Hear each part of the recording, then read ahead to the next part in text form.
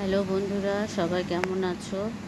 আজকে আমি রান্না করব পটল আলু দিয়ে মাছের ডিমের বড়া করে তরকারি। একদম সিম্পলভাবে ঘরোয়াভাবে করব। দুপুরবেলায় এই পটল আলুর তরকারিটা করেছি একদম সিম্পলভাবে, তোমাদের সাথে সেটাই শেয়ার করলাম। ভোজবাড়ি স্টাইলেই করেছি, খেতেও খুব সুন্দর হয়। আমি আগেও করেছি অনেকবার, কিন্তু আজকে তোমাদের সাথে শেয়ার করলাম। ভালো লাগলে অবশ্যই লাইক কমেন্ট শেয়ার করবে আর সাবস্ক্রাইব করে দেবে। সাবস্ক্রাইব করে পাশে থাকার অনুরোধ জানাচ্ছি।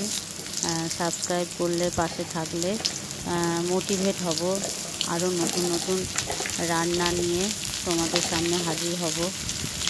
আমি একদমই সিম্পল ঘরোয়া রান্না করি। কারোর পছন্দ হলে অবশ্যই সাবস্ক্রাইব করবে। পটলগুলো ভালো করে ধুয়ে খোসা ছাড়িয়ে নিয়েছি। একটু একটু খোসা রেখেছি। একদম খোসা ছাড়িয়ে নিলে পটলটা ন্যাটন্যাটে হয়ে যায়, সেজন্য একটু একটু খোসা রেখে দিয়েছি। তো পটলটা তেল গরম করে, সর্ষের তেল গরম করে পটলটা ভাজতে দিলাম। একটু জাস্ট নুন হলুদ দিলাম, যাতে ভাজার সময় একটুখানি নরম হয়ে যায় পটলটা।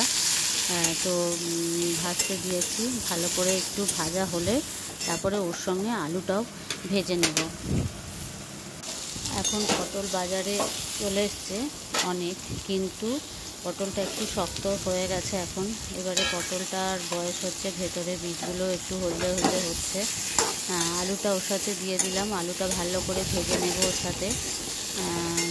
ভেজে নিলে পরে অত আর সিদ্ধ হতে সময় লাগবে না, সেই জন্যে পটল আলু আগে ভেজে নিলাম। ভেজে এবার তুলে রেখে দেবো।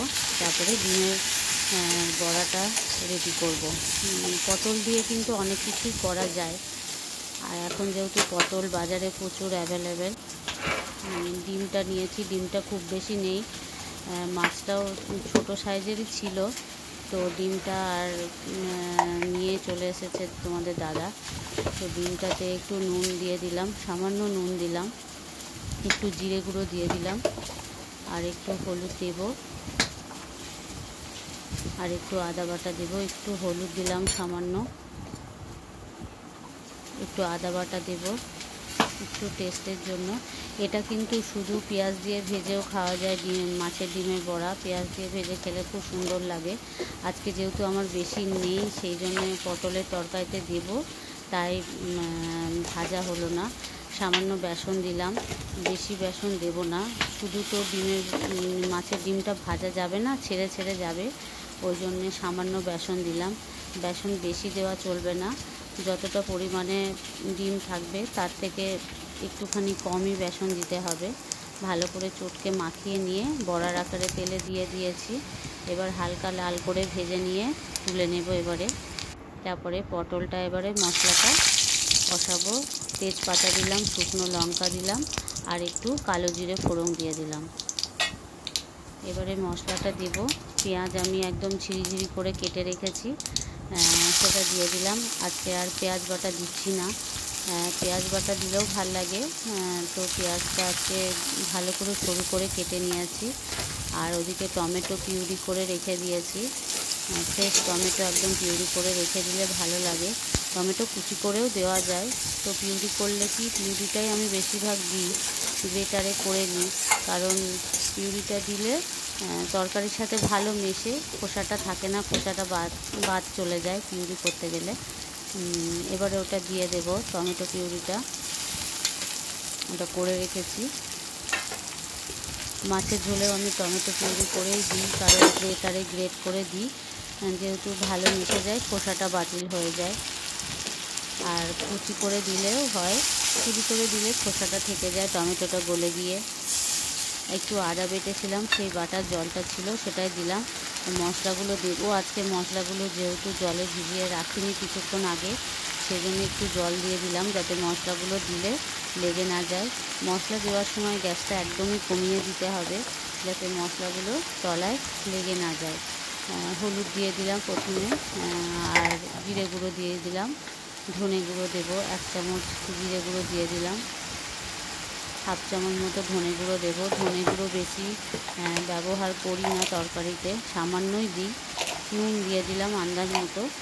তখন আমি নুন দিয়েছি ভাজার সময়, এখন আর কি সামান্য কম করে দিলাম। যদি কম হয় তখন স্বাদ অনুযায়ী নুন দেবো। একটু কাশ্মীরি লঙ্কা গুঁড়ি দিয়ে দিলাম।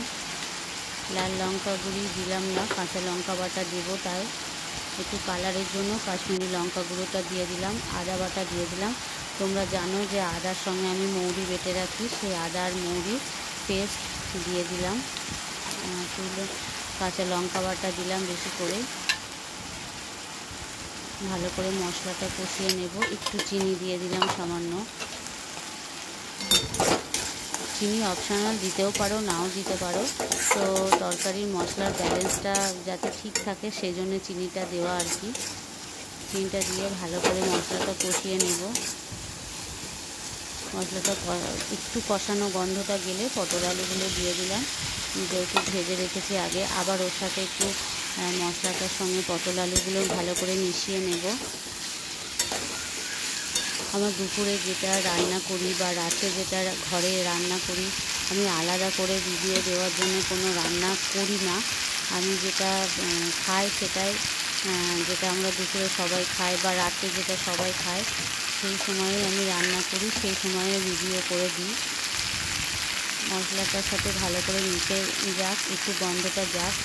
আর একটু গরম মশলা দিয়ে দিলাম, গরম মশলা গুঁড়ো দিয়ে দিলাম। যেহেতু গোটা গরম মশলা গুঁড়ো ফোড়নে দিইনি, সেই জন্য গুঁড়ো মশলাটা দিয়ে দিলাম। রান্না করতে আমার ভালোই লাগে আর খাওয়াতেও ভালো লাগে। আমি একদম সিম্পল ঘরোয়া রান্না করি, তোমাদেরকে অনেকবারই বলেছি। জল দিয়ে দিলাম, মশলার গন্ধ চলে গেছে। এবার ঢাকা দিয়ে একটু সিদ্ধ হতে দেব, যেহেতু পটলগুলো সামান্য মোটা হয়ে গেছে। এখন একবার দেখি ঢাকাটা খুলে, আলুটা আরেকটু সিদ্ধ হবে, আর একবার ঢাকা দিয়ে দিতে হবে আলুটা সিদ্ধ হওয়ার জন্যে। আলুটা সিদ্ধ হলে তারপরে ডিমের বড়াগুলো দিয়ে দেব। আলুটা মোটামুটি সিদ্ধ হয়েছে মনে হচ্ছে, হ্যাঁ সিদ্ধ হয়ে গেছে। এবার ডিমের বড়াগুলো দিয়ে দিলাম। ভালো করে আরেকটু সামান্য ফুটিয়ে নিয়ে নামিয়ে নেব।